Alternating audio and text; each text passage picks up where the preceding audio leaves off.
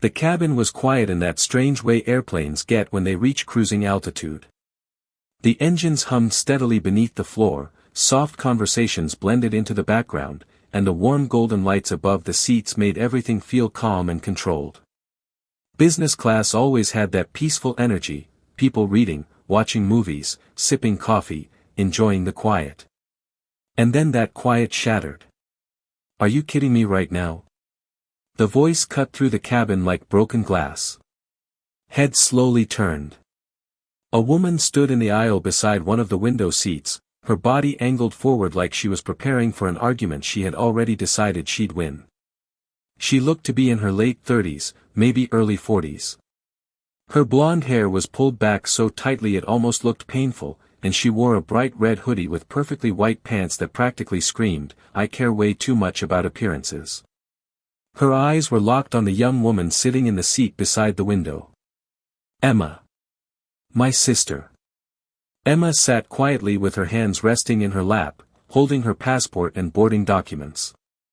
She wore a loose gray hoodie and denim shorts, the kind of comfortable clothes someone wears on a long flight.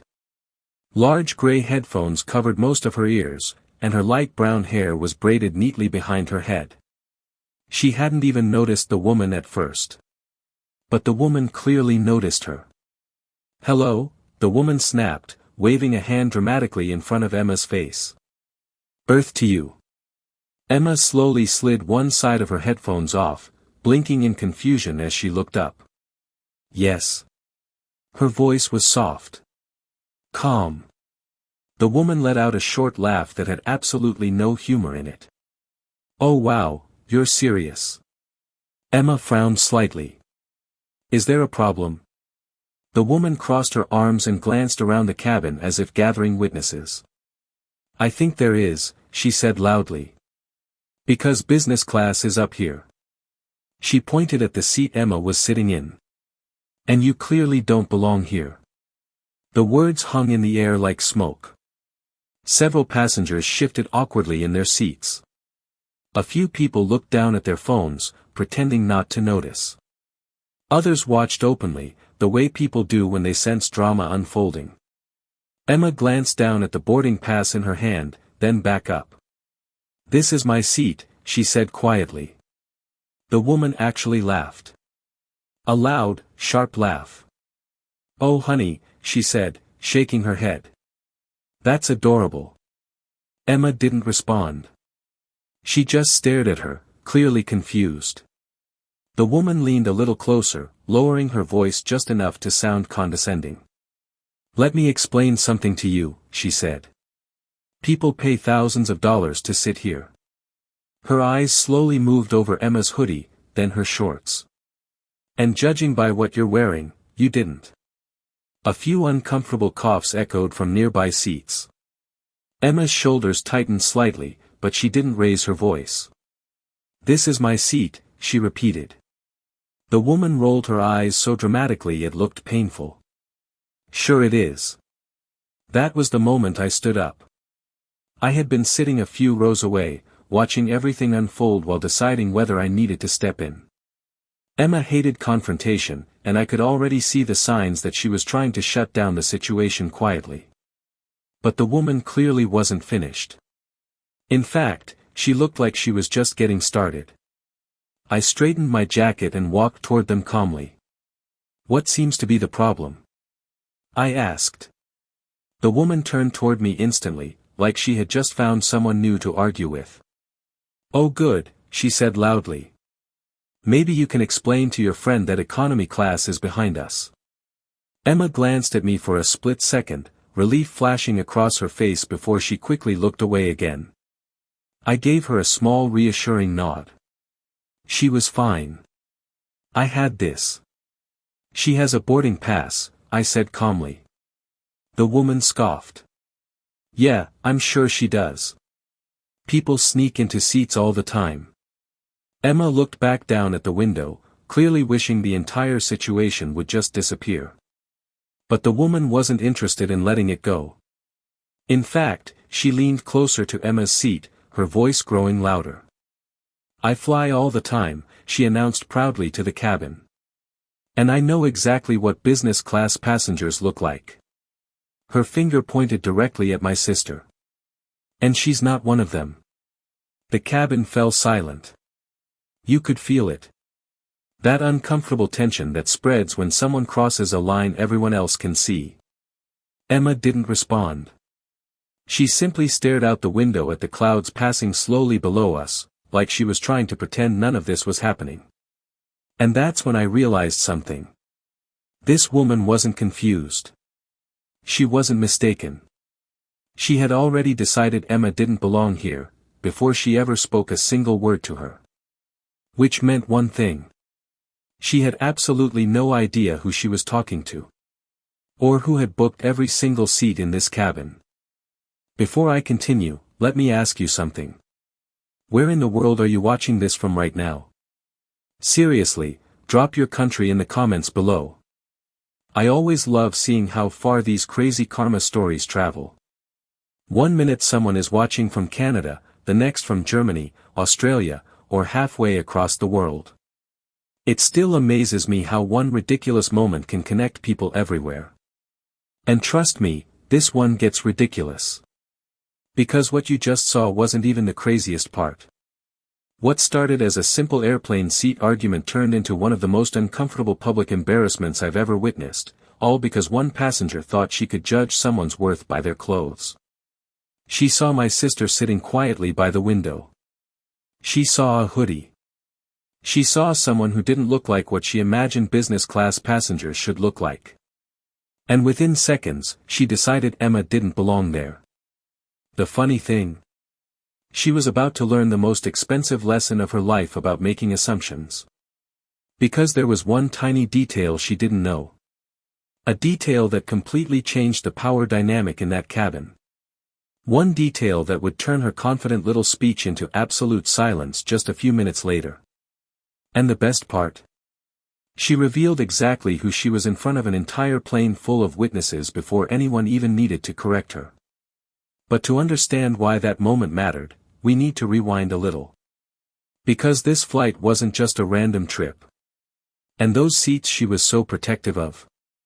They weren't what she thought they were. Not even close.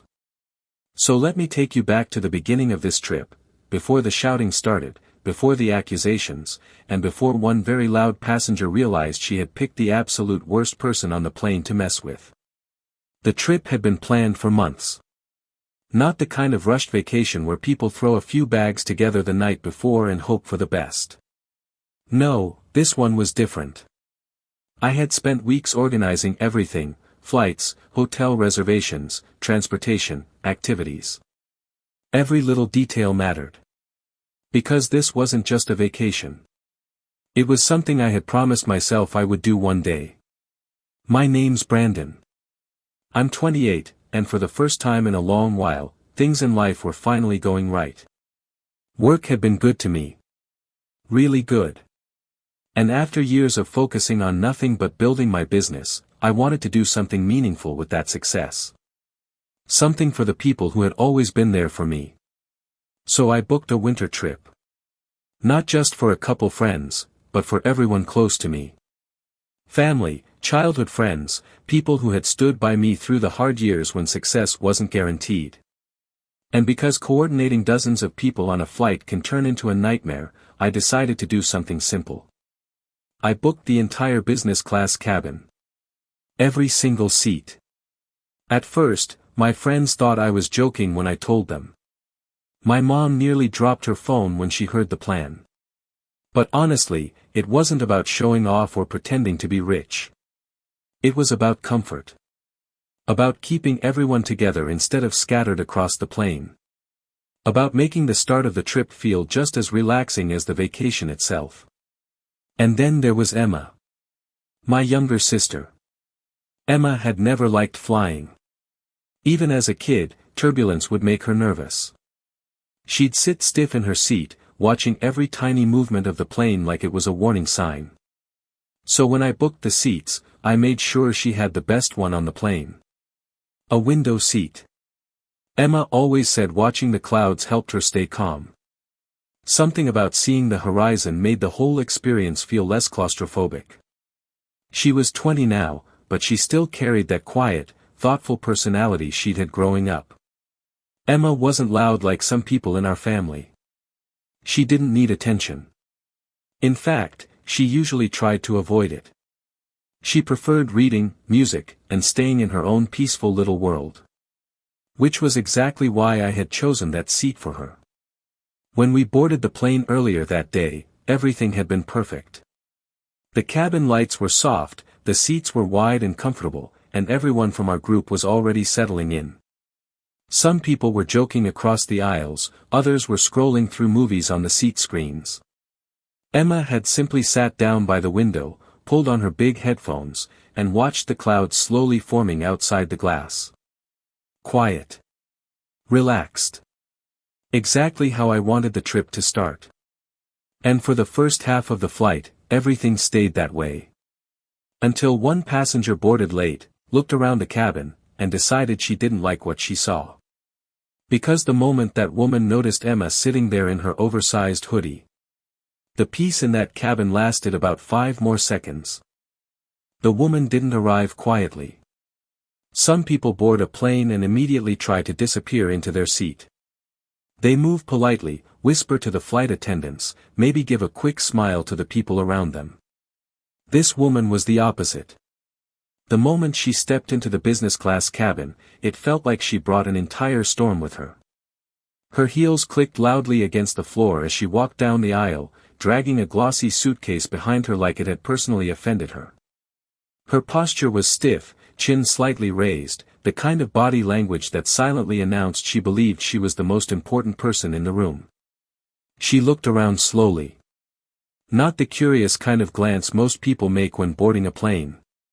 No, this was inspection. Her eyes moved from seat to seat, scanning passengers, silently judging everyone she saw. Then her gaze stopped. Right on Emma. You could almost see the moment the gears in her head started turning. Emma was still sitting quietly by the window, legs slightly tucked in, her gray hoodie loose around her shoulders, headphones resting over her ears while soft music played. She was looking outside at the clouds like she had been doing since takeoff. Completely unaware she had just become someone's problem. The woman's eyes traveled slowly over her outfit. Hoodie. Shorts. Headphones. No designer purse. No business suit. No expensive jewelry. And just like that, the judgment was made. Her eyebrows lifted in disbelief. Then she stopped directly beside Emma's seat.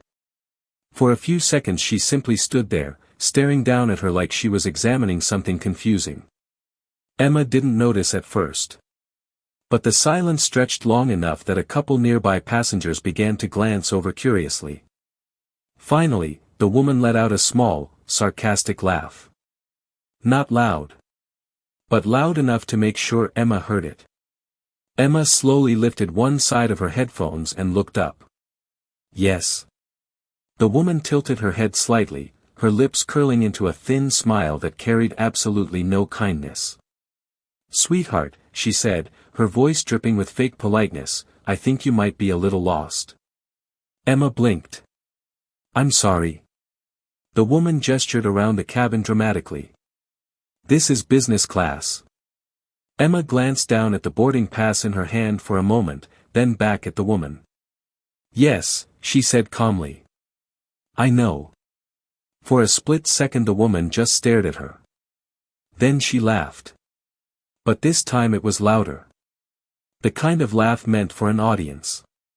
Oh wow, she said, shaking her head. You're serious. A few people nearby were already watching now.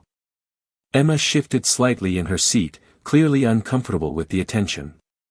This is my seat, she explained quietly. The woman crossed her arms. Her eyes narrowed slightly as she looked Emma up and down again, almost like she was trying to find proof that Emma was lying. Well, she said slowly, that's interesting. She leaned forward slightly, lowering her voice in a way that somehow made the insult even more obvious. Because people who sit here usually look like they can afford it. The comment landed like a slap. A few passengers exchanged uncomfortable glances. Emma didn't respond right away. She simply stared at the woman for a moment, clearly confused why this conversation was even happening. But the woman seemed energized now. Like she had just found the drama she was looking for. And judging by the way she straightened her shoulders and glanced around the cabin, she wasn't planning on letting it go anytime soon. Emma didn't argue. That was the thing about my sister. Most people, when someone insults them in public, react instantly. They raise their voice, defend themselves, or at least fire back with something sharp. Emma wasn't like that. She simply looked down at the boarding pass in her hands again, as if checking something she already knew was correct. Then she looked back up. "This is my seat," she repeated calmly. No attitude. No sarcasm. Just a simple statement. But apparently that was the worst possible answer she could have given this woman. Because the woman's expression immediately hardened. "Oh wow," she said, letting out a breathy laugh. "You're really sticking with that story?"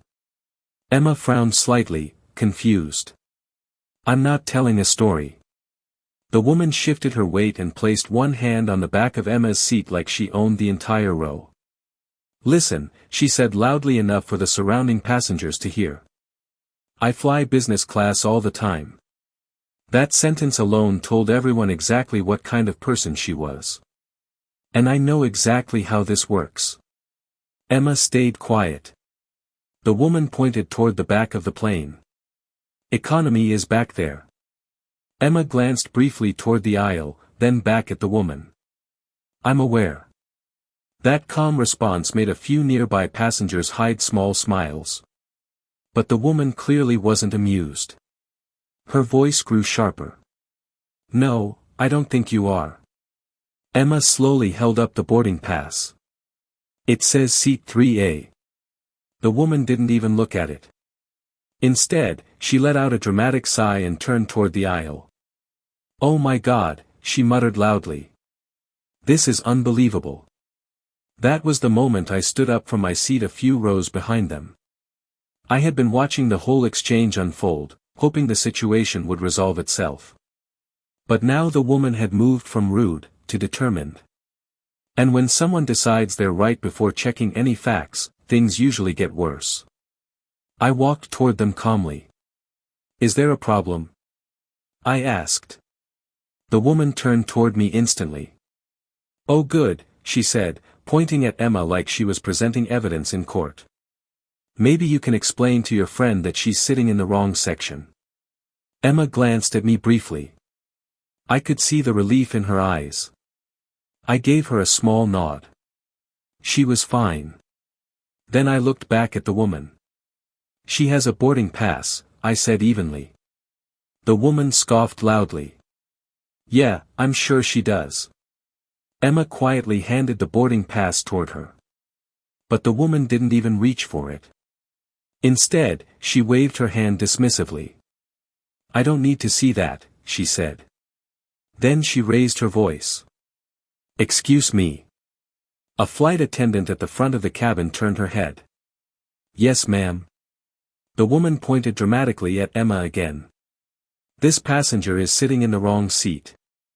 Several passengers now openly watched the scene unfold. Emma lowered her gaze again, clearly wishing the entire moment would just disappear. The flight attendant approached calmly. "Is there an issue here?" "Yes," the woman said immediately. "This girl somehow ended up in business class and refuses to move."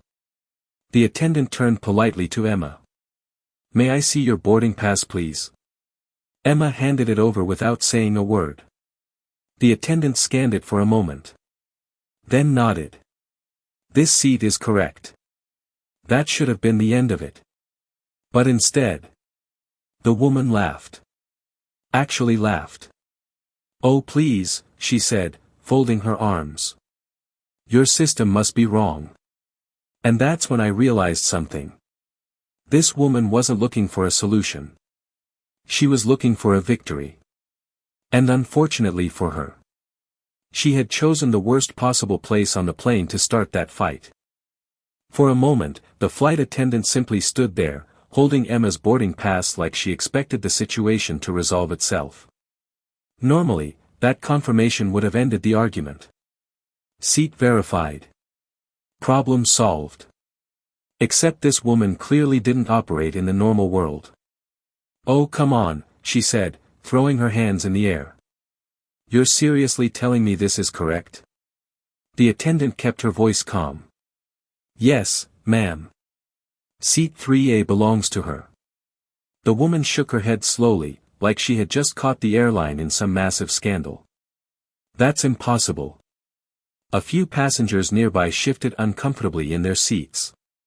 Emma quietly accepted her boarding pass back and placed it in her lap again, hoping the conversation would finally end. It didn't. The woman leaned forward again, lowering her voice but somehow making the moment even more tense. "Look at her." The words weren't directed to Emma. They were directed to the flight attendant, and honestly, to the entire cabin. "Does she look like a business-class passenger to you?" The question hung in the air. Emma's shoulders tightened slightly beneath her hoodie. She didn't respond. She didn't look up. She just stared straight ahead toward the window. I felt my jaw tighten. But the flight attendant handled it professionally.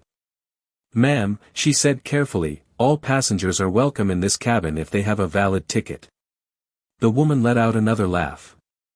"Oh please. You're telling me this girl paid for this seat?"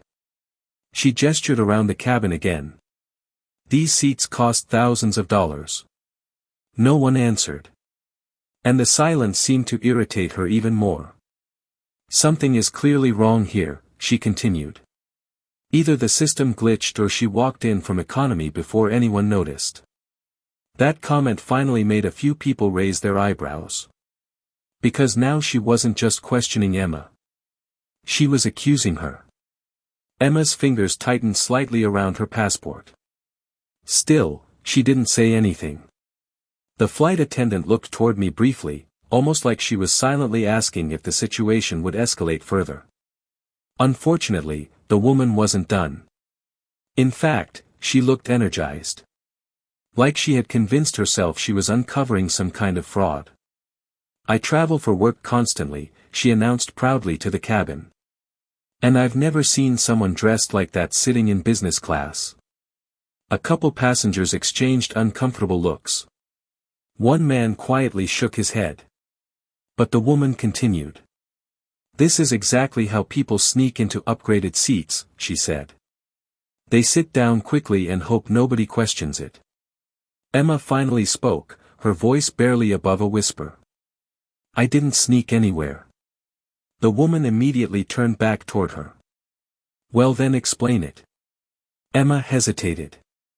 Not because she didn't have an answer. But because she clearly hated attention. "I already did," she said softly. That calm response seemed to irritate the woman even more. She turned back toward the flight attendant. "No, this isn't right," she insisted. "I want to speak to someone in charge." The attendant took a slow breath. "I can call the purser if you'd like." "Yes," the woman said immediately. "Please do." Her arms crossed triumphantly as if she had just won the first round of a legal battle.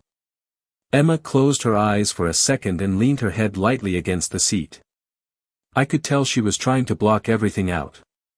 Trying to disappear into the quiet again. But that wasn't going to happen now. Because a few seconds later, I saw a tall man in a dark uniform walking down the aisle from the front of the cabin. The purser. And judging by the confident smile spreading across the woman's face, she was absolutely convinced he was about to prove her right. What she didn't realize yet was that he was about to confirm something else entirely. Something that would flip the entire situation upside down. The purser arrived with the calm confidence of someone who had handled every type of passenger drama imaginable. Tall, composed, and completely unbothered. He walked down the aisle at an unhurried pace, his hands loosely folded in front of him, the kind of body language that immediately told you he was in control of the situation before he even spoke. The cabin had gone quiet again. People weren't pretending not to watch anymore. Phones were lowered. Screens paused. Conversations stopped. Everyone knew something interesting was about to happen. The purser stopped a few feet away from Emma's seat and looked calmly between the three of us. "Good afternoon," he said politely. "I understand there's a concern here." The woman jumped at the opportunity. "Oh yes, there is," she said quickly, pointing toward Emma like she was presenting evidence in court. "This passenger is sitting in the wrong seat." Emma stared quietly at the window. The purser didn't react to the accusation right away. Instead, he looked at the flight attendant. "Has the boarding pass been verified?" "Yes," she replied. "Seat 3A matches her ticket." The woman scoffed loudly. "Well then your system is broken." A few people nearby exchanged amused glances. The purser turned his attention to Emma. "Miss, may I confirm your name?" Emma slowly removed one side of her headphones. "Emma." Her voice was quiet, but steady. The purser nodded politely. "And you're traveling today with?" Before Emma could answer, I spoke. "She's with me." The purser looked toward me. "And your name, sir?" "Brandon." The woman rolled her eyes dramatically. "Oh, of course she is." The purser ignored the comment completely. Instead, he studied me for a moment. Not suspiciously. More like he was connecting a few quiet details in his head. Then he asked a simple question. "Sir, did you make the reservation for this flight?" I nodded. "Yes." The woman burst out laughing. Actually laughing. "Oh please," she said loudly. "Don't tell me you're going to believe that." The purser didn't respond to her. His attention stayed on me.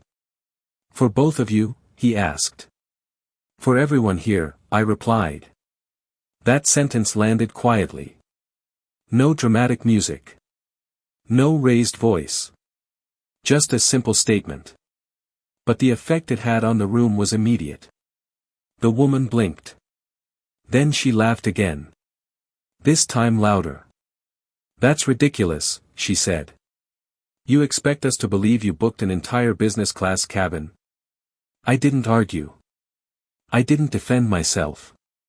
Instead, I simply unlocked my phone. Silence can be a very powerful response. Especially for people who rely on noise and confidence to win arguments. The purser waited patiently. The woman crossed her arms, still smirking like she was watching a bad magic trick. I opened the airline booking confirmation and handed him the phone. He glanced down. Then began scrolling. Seat map. Passenger list. Reservation details. His expression didn't change. But something subtle shifted in his posture. A slight straightening of his shoulders. A small nod. The kind of reaction that only people paying close attention would notice. He handed the phone back. "Thank you, sir." The woman leaned forward slightly. "What is that?" she demanded. "Some fake app." The purser turned toward her calmly. "Ma'am," he said politely, "may I see your boarding pass please?" She handed it over with a dramatic sigh. Finally. He scanned it quickly. Then returned it. "You were upgraded to business class shortly before boarding," he explained. The woman's smile instantly returned. "Exactly." She looked around the cabin like she had just been proven right. "So I belong here." The purser nodded slightly. "You do." Then he paused. And added something that completely changed the energy in the room. "However, there is additional context." The woman's smile froze. "What context?" The purser gestured subtly around the cabin. This entire business class section was booked under a private group reservation. The woman frowned. "So?" He continued calmly. "All other seats in this cabin are occupied by members of Mr. Brandon's group." You could almost hear the moment the information processed in her head. Her eyes moved slowly across the cabin. Seat by seat. Passenger by passenger. And for the first time since the argument started, her confidence cracked. Just a little. But she quickly tried to recover. That doesn't mean anything, she said quickly. An upgrade is still an upgrade. The purser nodded again. Ordinarily, yes. Then his tone shifted slightly. Not rude.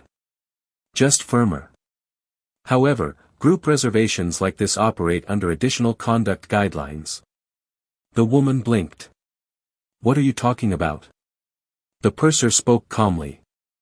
You were placed in this cabin as a courtesy upgrade due to available space.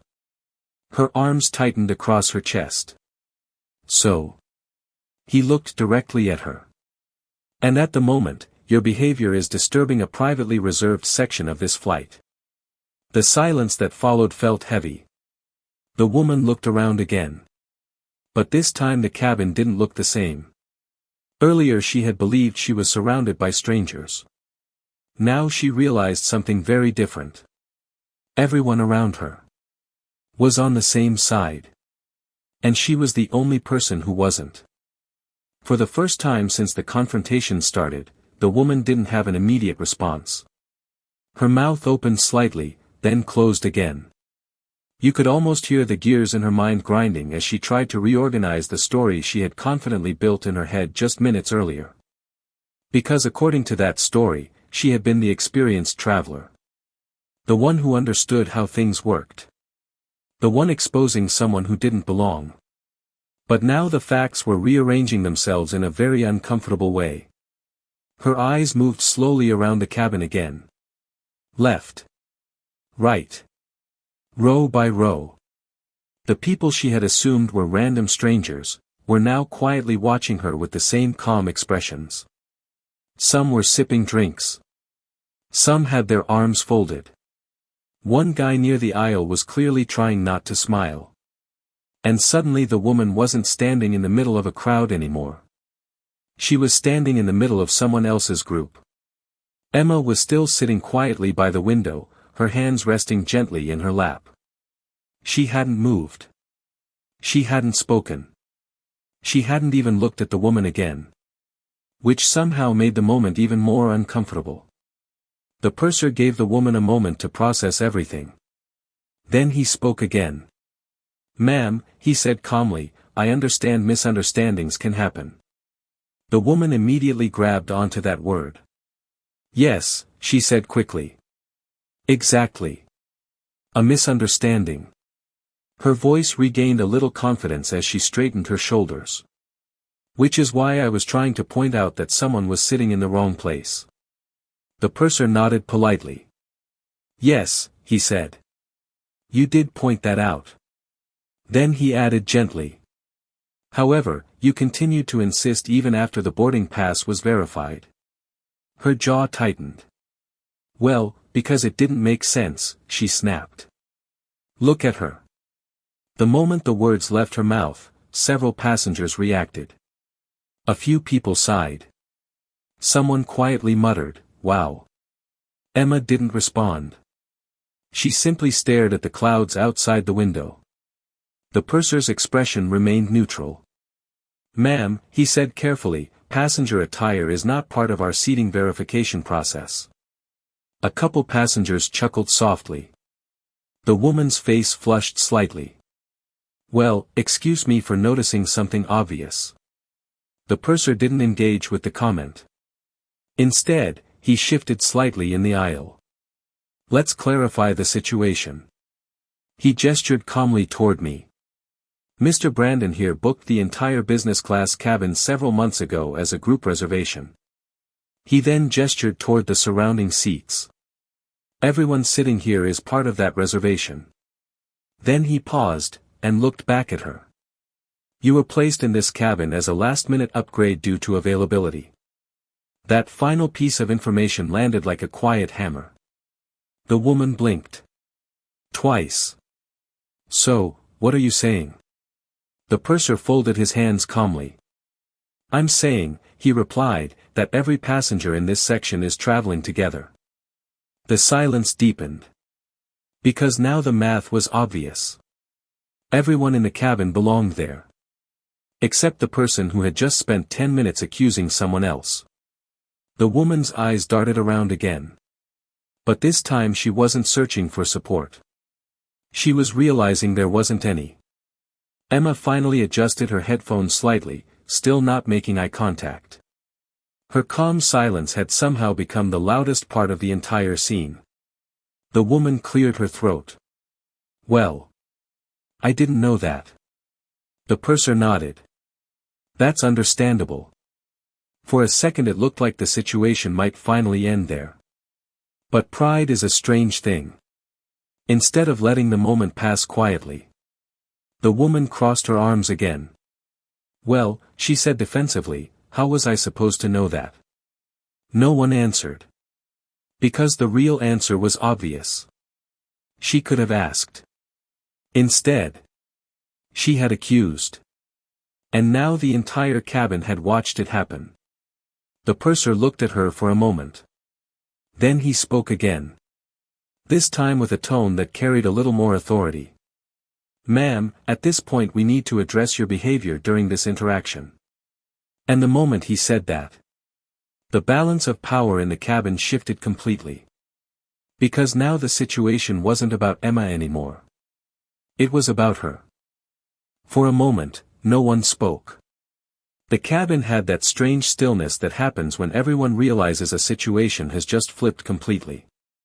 Just minutes earlier, the woman had been standing confidently in the aisle, pointing fingers and making accusations like she was exposing some kind of crime. Now she was the one standing in the spotlight. And suddenly, it didn't look nearly as comfortable. The purser remained calm, but his presence had changed. His posture was straighter now, his tone more official. Ma'am, he said evenly, several passengers have been disturbed by this interaction. The woman blinked. Disturbed, she repeated. I was just asking a question. A few quiet scoffs echoed from nearby seats. One older man near the aisle actually shook his head slowly. The purser didn't react to the noises. Instead, he kept his voice steady. You raised your voice repeatedly, accused another passenger of misconduct, and continued after the situation had already been clarified. The woman's arms tightened across her chest. Well, maybe if someone had explained things earlier. They did, the purser interrupted gently. The interruption wasn't loud. But it landed with enough authority to stop her sentence halfway through. The woman froze for a second. Several passengers exchanged glances. Emma still hadn't said anything. She sat quietly by the window, her reflection faintly visible in the glass as the plane cut through a sea of soft white clouds below us. She looked peaceful. Which made the contrast even sharper. The woman shifted her weight awkwardly in the aisle. Her confidence was clearly cracking now, but pride was still fighting to keep control. This is ridiculous, she said, trying to laugh it off. I was just trying to make sure someone didn't sneak into a seat. That comment made a younger guy across the aisle lean back in his chair. Pretty sure the airline can handle that, he muttered under his breath. A couple passengers chuckled quietly. The woman shot him a quick glare. The purser stepped slightly closer. Ma'am, he said calmly, you specifically stated that this passenger did not belong in this cabin. He gestured lightly toward Emma. And you repeated that claim multiple times. The woman opened her mouth to respond. But no words came out. Because now that the facts were clear. Every sentence she had said earlier sounded worse. The purser gave her a moment. Then he continued. Air travel requires mutual respect between passengers.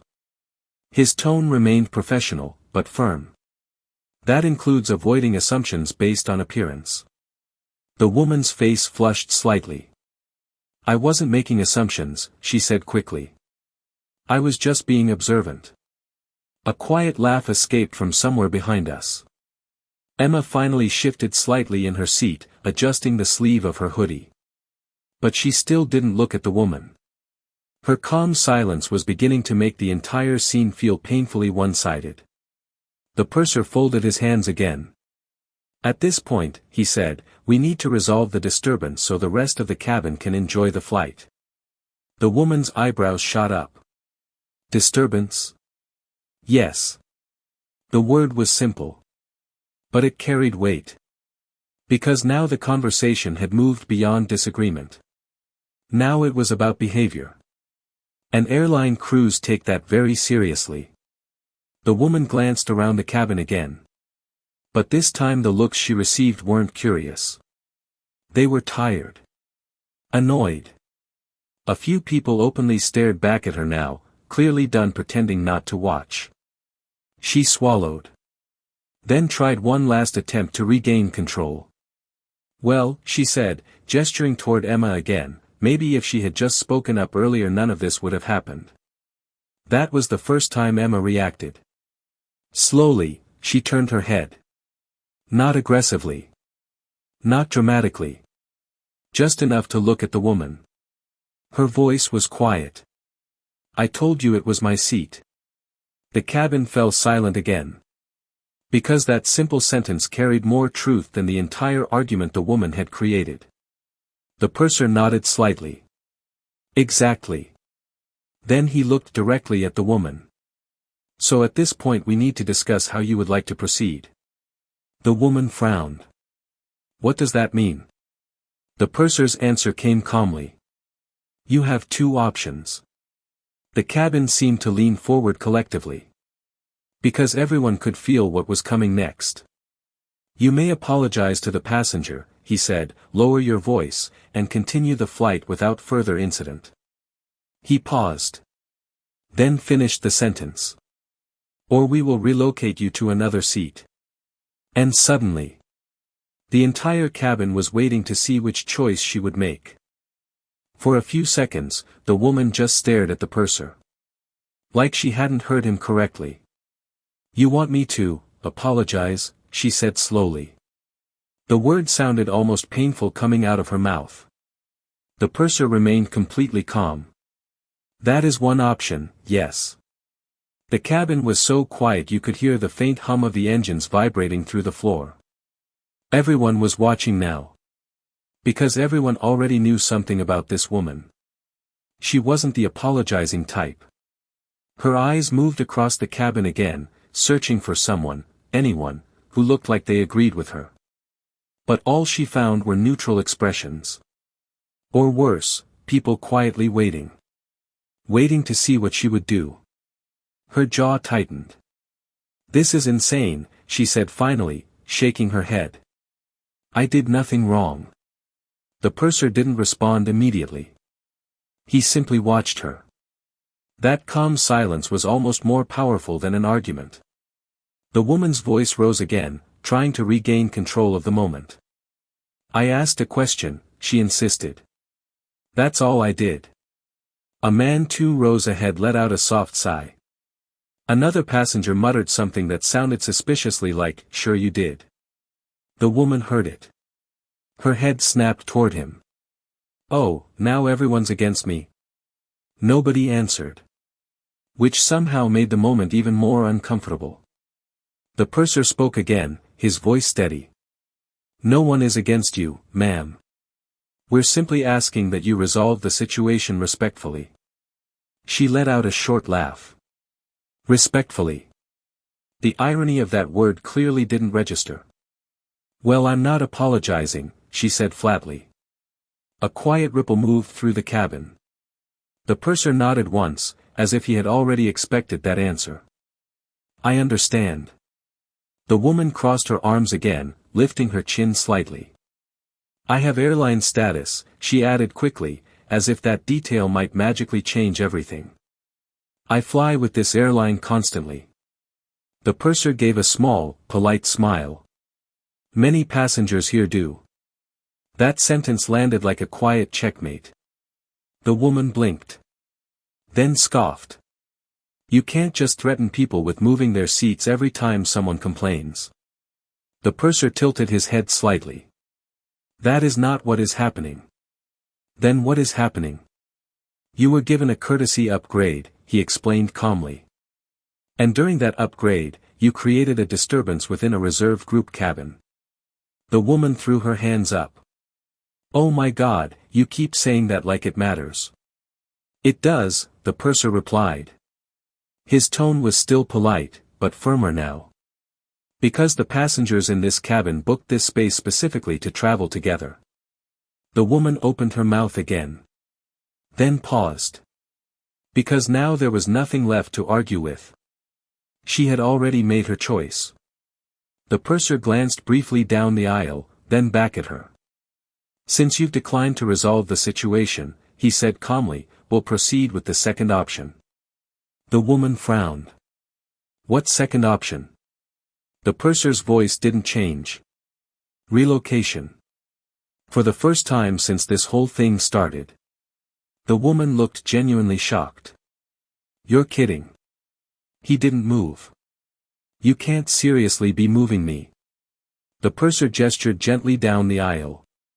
Ma'am, please gather your belongings. The words were calm. Simple. Final. And just like that, the confident passenger who had spent the last 10 minutes accusing someone else of not belonging in business class was about to discover what it felt like to be the one asked to leave. For a moment, she didn't move. The woman stood frozen in the aisle, staring at the purser like he had just spoken another language. You're serious, she said slowly. The purser didn't raise his voice. He didn't argue. He simply repeated himself with the same calm tone. Ma'am, please gather your belongings. That was it. No anger. No dramatic speech. Just quiet authority. And somehow that made the situation even more final. The woman let out a sharp laugh, but there was no confidence left in it. This is unbelievable, she said loudly, glancing around the cabin again like someone might suddenly jump to her defense. No one did. In fact, the opposite happened. A few passengers looked away with the kind of expression people wear when they're embarrassed for someone else. One man pretended to scroll through his phone, but the small smile on his face gave him away. Another passenger took a slow sip of his drink, watching the moment unfold like he had just bought front row tickets. Emma still hadn't said a word. She sat quietly by the window, hands resting calmly in her lap. Her silence wasn't weak. It was composed. And somehow that calm made the woman's meltdown look even louder. This is discrimination, the woman snapped suddenly. The purser remained completely still. No, ma'am, he said calmly. This is a relocation due to disruptive behavior. Her face flushed bright red. I paid for this seat. You were upgraded to this seat, he corrected gently. That small clarification landed like a hammer. The woman opened her mouth again, then closed it. For the first time, reality was catching up to her. She looked around the cabin one last time. But the crowd she had expected to impress earlier was now just quietly watching her walk into the consequences of her own behavior. Her pride was clearly fighting with her common sense. But eventually, common sense won. With an irritated huff, she reached up to the overhead compartment and yanked down her suitcase. The movement was rough enough that the bag bumped the seat beside her. The sound echoed through the quiet cabin. She slung her purse over her shoulder and stepped into the aisle, her posture stiff with frustration. Then, just before turning away, she looked directly at Emma. The glare she gave her was sharp enough to cut glass. Emma finally looked up. Not angry. Not smug. Just calm. Which somehow made the moment even worse for the woman. Because Emma didn't look like someone who had won an argument. She looked like someone who had never been part of it. The woman shook her head and muttered something under her breath before turning toward the front of the plane. The purser stepped slightly aside, allowing her to pass. Thank you, ma'am, he said professionally. Her footsteps down the aisle were louder than they should have been. Each step carrying a little less confidence than the one before it. Passengers watched quietly as she walked past row after row. The same cabin she had tried to dominate only minutes earlier now felt like a silent audience. And when she finally disappeared behind the divider separating business class from the rest of the plane, the tension that had filled the cabin slowly began to dissolve. The purser turned back toward us. His calm expression returned immediately. "My apologies for the disturbance," he said politely. Emma nodded slightly. "It's okay," she said softly. The purser gave a respectful nod before continuing down the aisle, already restoring the calm atmosphere of the cabin like nothing had happened. And just like that, the woman who had loudly declared that Emma didn't belong in business class had been escorted out of it. For a few seconds after she disappeared behind the curtain, no one spoke. It was like the entire cabin needed a moment to process what had just happened. Then slowly, almost all at once, the tension evaporated. Someone let out a quiet chuckle. Another passenger shook his head and muttered, "Well, that escalated quickly." A few people exchanged amused glances across the aisle, the kind strangers share after witnessing a moment they know they'll tell someone about later. The calm atmosphere of business class began returning, piece by piece. Seat screens flickered back on. People adjusted their blankets. The low hum of quiet conversation slowly filled the space again. It was like the cabin had taken a deep breath, and finally exhaled. Emma sat quietly for another moment, staring out the window as the endless ocean of clouds drifted below us. Then she finally relaxed back into her seat. I could actually see the tension leave her shoulders. It was subtle, but noticeable. The way someone looks when a stressful moment finally passes. She slid her headphones back over both ears, but before turning back toward the window, she glanced over at me. "Thanks," she said softly. Just one word. But it carried a lot behind it. Relief. Gratitude. And maybe a little disbelief that the situation had actually ended. I smiled. "You didn't need me," I said. "You handled it perfectly." Emma gave a small laugh. "I handled it by doing nothing." "Exactly," I replied. That seemed to amuse her. Sometimes the strongest response really is refusing to participate in someone else's chaos. A few minutes later, the flight attendant returned with a small tray. Her professional smile was back, but this time it carried a hint of warmth. "Compliments of the cabin," she said, placing 2 drinks gently on the table between us. Emma looked slightly surprised. "Oh, thank you." The attendant gave her a reassuring nod. "You handled that very gracefully." Emma gave a small, slightly shy smile. "Thanks." The attendant moved down the aisle, continuing her service as if the drama from earlier had never happened. But the atmosphere in the cabin had changed. Not awkwardly. If anything, it felt lighter. Passengers who had watched the confrontation earlier now seemed noticeably more relaxed. A man across the aisle gave Emma a quick thumbs up before returning to his tablet. Another passenger leaned over and quietly said, "You handled that better than most people would." Emma nodded politely, still a little embarrassed by the attention. She picked up her drink and took a small sip. Then leaned back again, finally looking comfortable. Outside the window, the late afternoon sunlight stretched across the clouds in long golden lines. The plane continued cutting smoothly through the sky, completely indifferent to the tiny drama that had just unfolded inside it. I leaned back in my seat, letting the quiet return. Moments like that always leave a strange feeling behind. Not anger. Not even satisfaction. More like a reminder. A reminder that sometimes people reveal who they are very quickly, if you simply give them enough space to talk. Emma raised her glass slightly toward me in a playful little salute. I raised mine back. And just like that, the flight returned to exactly what it was supposed to be from the beginning. Peaceful. Comfortable. And filled with the quiet understanding that the person who had tried the hardest to prove someone else didn't belong was now sitting somewhere far away from this cabin, thinking about how badly that plan had backfired. As the flight continued, the cabin slowly returned to its natural rhythm. The warm lights dimmed slightly as the afternoon stretched on, and the steady hum of the engines once again became the loudest sound in the room. Flight attendants moved quietly through the aisle, refilling drinks, offering snacks, and making sure everyone was comfortable. If someone had boarded the plane at that moment, they would have never guessed that only 30 minutes earlier the entire cabin had been watching a full-blown confrontation unfold. But moments like that leave behind a quiet kind of reflection. I leaned back in my seat, watching Emma out of the corner of my eye as she rested comfortably by the window again. Her headphones were on, her head tilted slightly toward the glass as she looked out at the endless sky. The tension that had been sitting in her shoulders earlier was completely gone. She looked peaceful again.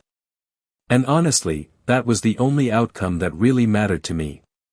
Because situations like the one we had just witnessed say a lot about people. Not about money. Not about status. But about character. The woman who had started the entire scene probably believed she was doing something important. In her mind, she was the experienced traveler correcting a mistake. She was the one protecting the rules. But the truth was much simpler. She had looked at someone for 5 seconds, and decided she knew their entire story. She saw a hoodie instead of a designer outfit. She saw someone quiet instead of someone confident. And she assumed that meant they didn't belong. The funny thing about assumptions is that they often say more about the person making them than the person they're aimed at. Emma never argued. She never raised her voice. She never tried to prove anything to anyone. She simply stayed calm and let the truth speak for itself. And in the end, that quiet confidence did something far more powerful than any argument could have. It exposed exactly who the real problem was. The plane continued gliding smoothly through the sky, the clouds outside slowly shifting into soft shades of orange as the sun began lowering toward the horizon. Inside the cabin, people had completely moved on. Movies were playing. Conversations were happening again. A few passengers were even sleeping. Life continued like the moment had never happened. But I knew that somewhere else on this plane, probably several rows behind us, there was a passenger sitting in a different seat, replaying the entire situation in her mind. Maybe she was still angry. Maybe she was convincing herself she had been treated unfairly. Or maybe, just maybe, she had started realizing something important. That judging someone by appearances can be a very expensive mistake. Because the loudest person in the room isn't always the one with the most power. And sometimes the person sitting quietly beside the window is exactly where they're supposed to be. By the time the plane began its slow descent, the sky outside had turned a deep golden color. The clouds stretched endlessly below us, glowing softly in the fading sunlight as the aircraft cut smoothly through the air. Inside the cabin, the lights dimmed slightly and the captain's voice came over the speaker announcing we'd be landing in about 20 minutes. Seatbacks clicked upright. Passengers began gathering their things. The calm routine of travel had completely returned. If you looked around now, you'd see nothing unusual, just a quiet business-class cabin filled with people preparing for arrival. Emma removed her headphones and stretched slightly in her seat, glancing out the window one more time. You know, she said with a small smile, this might actually be the calmest flight I've had. I laughed. Well, minus the unexpected mid-air drama. She chuckled quietly and shook her head. I still don't understand why people do that. Do what? Assume things about someone they've never even spoken to. I thought about that for a second. Because sometimes people are more comfortable believing their assumptions than asking questions. Emma nodded slowly, like that answer made sense. Outside, the ground was beginning to appear through the clouds now, tiny roads, rivers, and buildings slowly coming into view as we descended. A flight attendant walked past, giving Emma a small friendly smile. Emma smiled back. The entire situation from earlier already felt like something that had happened days ago instead of an hour. But moments like that tend to stick with you. Not because of the drama. but because of the lesson hidden inside it. Sometimes the loudest person in the room believes they control the story. They believe confidence and volume automatically make them right. But real confidence usually looks very different. Sometimes it looks like staying calm while someone else embarrasses themselves. Sometimes it looks like not reacting at all. And sometimes it looks like simply sitting quietly in your seat, while the truth eventually reveals itself. The plane touched down smoothly a few minutes later, tires meeting the runway with a soft thump as the engines roared briefly before slowing. Passengers began unbuckling their seatbelts. Phones came back online. Messages started arriving. The trip we had planned for months was finally beginning. Emma stood up beside her seat, adjusting her hoodie as she grabbed her bag from the overhead compartment. Then she looked at me and smiled. "Next time," she said jokingly, "maybe we just take a train." I laughed. "Deal." As we started walking down the aisle with everyone else, I glanced around the cabin one last time. The seats were the same. The people were the same. But the energy felt lighter. Because sometimes all it takes is one moment to remind everyone of something simple. You never really know someone's story by looking at them. So before we wrap up this story, I'm curious about something. If you had been on that flight, and you watched someone publicly judge another passenger like that, what would you have done? Would you have stepped in? Or would you have stayed quiet and let the situation play out on its own? Let me know in the comments, I genuinely want to hear your thoughts. And if you enjoy stories where karma shows up right on time, make sure you like the video, subscribe to the channel, and turn on notifications. Because sometimes the best lessons don't happen in classrooms. Sometimes they happen at 30,000 feet.